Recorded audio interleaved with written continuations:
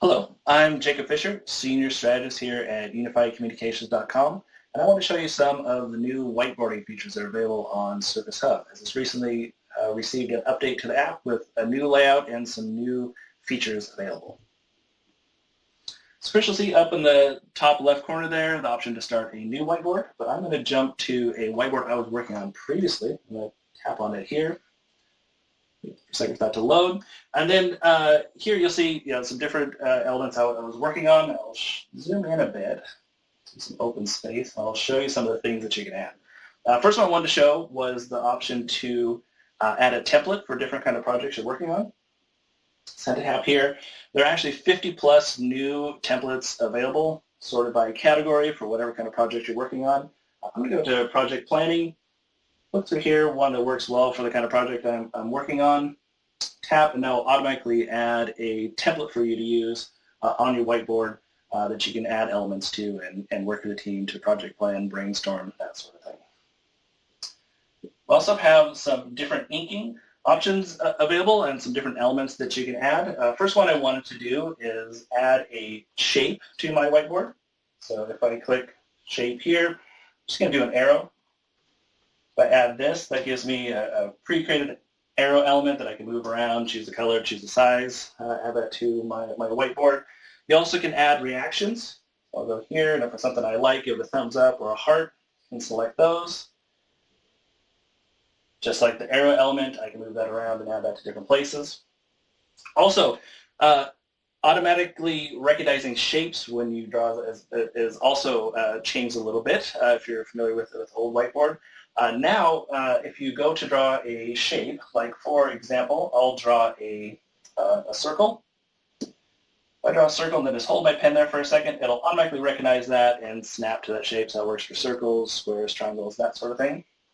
And then with lines, it works really similarly, as well as it gives you the option here to choose to draw arrows automatically. So I'm going to choose a double-sided arrow here.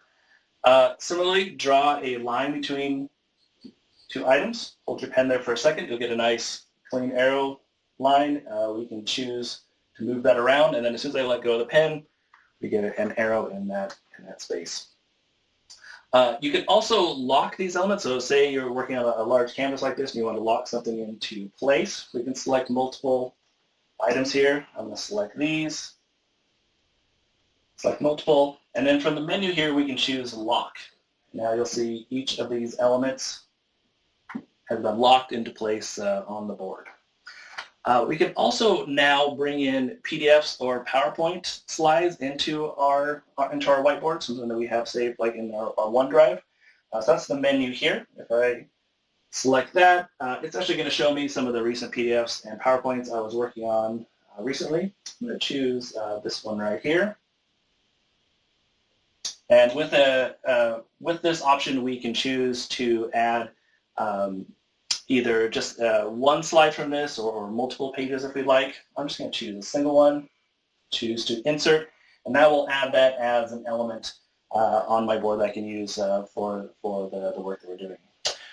In addition, there is a zoom menu now moved over to the left side of the screen. You'll see where you can choose to manually zoom in or zoom out with those buttons, but also a fit to screen option. So if I click this will zoom right back out, show everything I've been working on, especially if a really large canvas, this can be really nice. The other whiteboarding feature I wanted to show you is in Teams meetings. So when you're on your Service Hub and you're conducting a Teams meeting, I'm going to jump to one that I was in previously. Now when you're whiteboarding with people outside of your organization from a different Teams tenant, you can now work on whiteboards together. So here I am joined with Keith Smart and Megan Bowen here you see in the participants list. They are able to participate in the whiteboard with me during my Teams meeting, something they weren't able to do before.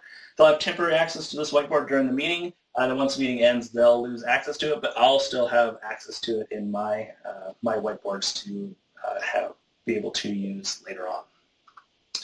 So those are the new features of the whiteboard on Service Hub. There are more coming out later in 2022, so stay tuned here for more videos on those features.